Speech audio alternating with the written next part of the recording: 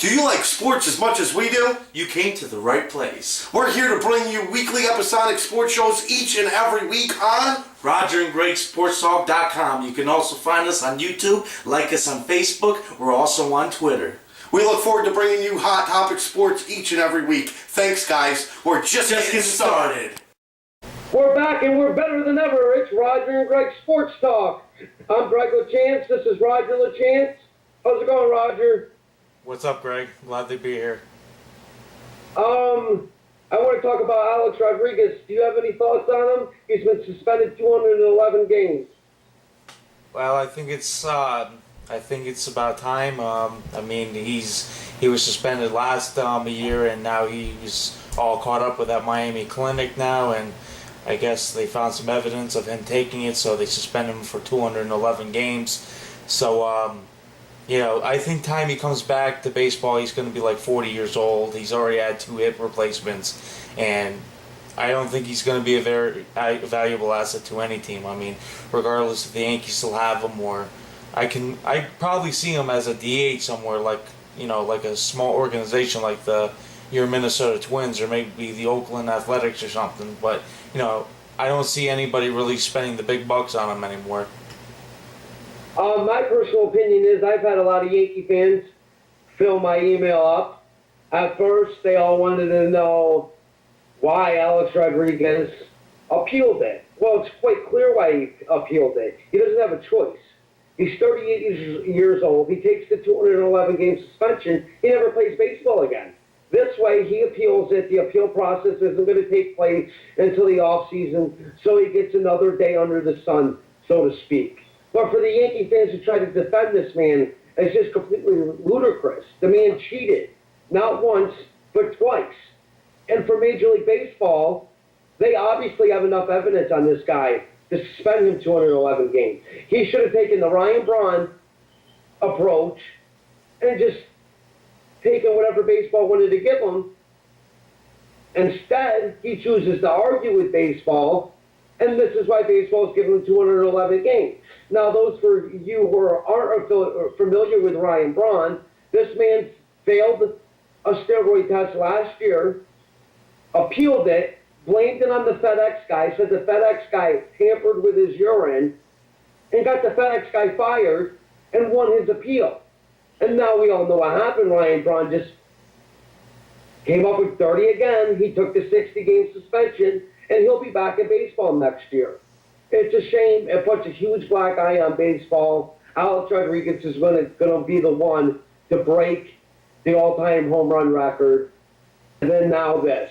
Steroids after steroids. Now we got people like Chris Davis, who's got 40-plus home runs, and you can't really enjoy it because you really don't know if he's taking steroids or not. Everybody that comes up and hits over 30 home runs nowadays is going to be looking at in a different light thanks to people like Alex Rodriguez. I personally wish Alex Rodriguez would take his millions of dollars that he has. This man could buy his own country if he wanted to with all the money he has and just go away, walk away. But Alex Rodriguez's ego is way too big for that, and he's never, ever going to just walk away. But by the time he gets to play baseball again, you're right. It's probably going to be for a small-time organization. But to go as far as to say the Minnesota Twins, no, the Minnesota Twins have class. They would never, ever, ever pick up somebody like that. That's all I have to say. All right, moving on. Greg, let's talk about some Minnesota Twins. How are they doing now? We're not doing so hot. Our pitching staff's just terrible. We didn't trade anybody at the deadline, which kind of disappointed me. Did I want to see Justin Morneau go? But would I like to see him go at getting some good prospects? That would have been sweet. Glenn Perkins, he's got almost 30 saves. We don't need him. It's our bullpen.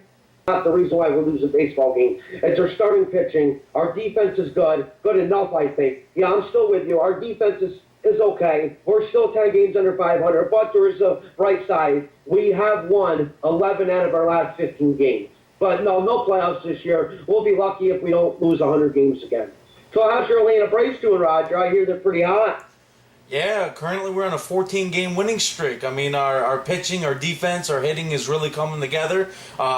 We've had a lot of injuries this year, but we lost the likes of like Eric O'Flaherty, Johnny Venners, Christian Martinez, some very key names in our bullpen. very key names. So, but we did go out. We kind of, made up for it a little bit. We brought a little Scott Downs. We brought up like Alex Wood, and we brought aboard Cameron Lowe, who is pretty decent. We use him in the middle relief section. Justin Upton, 21 home runs. Chris Johnson going for the batting title, really good. 322 average. He's been really good this year, really scorching hot. I think we have a lot of potential. I think the playoffs awaits. We're 15 and a half games above first place. It's going to be good. It's going to be a good year. It's going to be a good finish. We're going to the playoffs. We're going all the way, baby. You going to the World Series? I believe so, yeah. Last year, I know. No, you just gave us an excuse why you're not going to the World Series. That's going to be your excuse in October, your bullpen. Their bullpen is all right now. That you guys don't have any 300 hitters. You'll see. All right, next topic. How about your Brooklyn Nets? I heard they made an off-season acquisition. Yes, indeed. They made a couple of them. And I mean a couple. Really, really big moves. They got Kevin Garnett and Paul Pierce. That is going to be huge for the Brooklyn Nets. They had a lot of upcoming, like Jerome Williams and everything. They had a good team before they acquired them. But with Jason Kidd as their manager, their coach, and then now with Kevin Garnett and Paul Pierce, you might just see them giving the Miami Heat a problem. You might see them right involved with them. I think they're going to be really good. And to add the leadership like Kevin Garnett and add the leadership of Paul Pierce as well, I think they'll be good. No, see, they didn't bring these guys in for leadership. They brought them in. They have a championship talent, but that team is Darren Williams' team. And then they have Joe Johnson, that shooting guard. And will they give the Miami Heat a run for their money? Hell yeah. They have one of the best starting five in the NBA, in my opinion. Now, the Miami Heat are younger. They've been there before. I don't know. To expect the Brooklyn Nets to win it all this year, I think, is a little far-fetched. And what's unfortunate about it is Kevin Garnett and Paul Pierce, they're not getting any younger.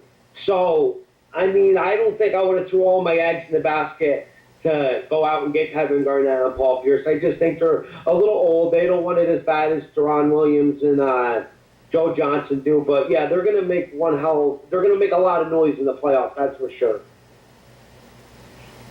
I don't know. I think you're underestimating Paul Pierce and Kevin Garnett if you say that they're getting old. They're still... Well, Kevin Garnett's 38 years old. He's been playing in the NBA since 19. Who? Kevin Garnett. I know that, but he's... And then Paul Pierce is also 37 years old. Kevin Garnett is still one of the most elite power forwards in the game right now. And Paul Pierce can knock down... No, he's one of the better power forwards, but Chris Bosh is going to walk all over that guy. And then you got Paul Pierce, who's going to be matched up against LeBron James. Come on, man. Yeah, I agree with that, but half of the basketball can't compare to Paul Pierce. They're not going to match up well defensively against them. Right, but my Indiana and the Pacers, they matched up pretty well against them. But anyway, how much time do we have? We got as much time as you want, baby boy. We can keep going. Okay, moving on. Let's talk about the NFL. Do you have a favorite team? I would like to say the Giants. My personal opinion on the Giants, I'm very happy we re-signed Victor Cruz. That was huge for us. We got to have that slot receiver for Eli Manning. That was proven when we lost Steve Smith. But my one big concern for the Giants is the linebacking core. We let a lot of linebackers go, and we really, with anybody, which is surprising to me, we were 30th in the run last year, stopping the run. That's terrible. But what I'm saying is if we get linebacking help and our defense is decent, I think the Giants can make a huge splash this year. We have a good running back in Wilson. We don't have to worry about Bradshaw anymore getting hurt. Wilson's going to be the man. He's going to be the 1-2 punch. I think the Giants go 10-6 this year and make the playoffs. And I think you see the Giants playing in the NFC Championship game this year. That would be awesome. I would love to see it. It's gotten better. Dallas... Dallas Cowboys are a good team. I mean, the Eagles, they're going to be good too. I mean, you want to switch back over to baseball? Yeah, who do you got going in the American League pennant? The top two teams. Who's going to be playing in the pennant? In the American League? Ooh, tough question. Tough question. I know the Yankees ain't gonna be one of them. The Yankees aren't gonna be involved. They're in like third place right now, correct? Right, and there are a couple games now, even that second and last wild card spot. Well, Okay, I got the Detroit Tigers playing the Boston Red Sox in the pennant. And the Detroit Tigers will prevail again. And then for the National League, I have the Braves and the Dodgers. And I think the Dodgers, you're not going to agree with me, though, of course, because you're a Braves fan, but watch and see. I was right last year. I'll be right again. But it's going to be the Braves and Dodgers, and I have the Dodgers beating them, setting up a Dodgers-Detroit World Series, and I have the Dodgers winning it in 6. How can you say that? The Braves have a better record than the Dodgers do. Braves are on a 14-game Okay, but winning streak. the Braves also started off hot. If you remember, the Dodgers started off crappy, and they worked their way back up. And the Dodgers have a certain pizzazz about them. They have pitching that is nothing like the Braves. They have a deep bullpen. They have awesome offense. And you know when comes push to shove, Roger, your Atlanta Braves choke in the big spot. Look at choke. We were put into a one-game playoff. All right, there's not too many teams. I'm here. There's not too many teams who. Right, and how many one-game playoffs have you played over the last 3 years, and you haven't won one of them? We played one-game playoff. That was last year. The year before that, you played one, and the year before that, you had to play to get in to the playoffs. I see you, but your mouth is moving, but nothing's coming out.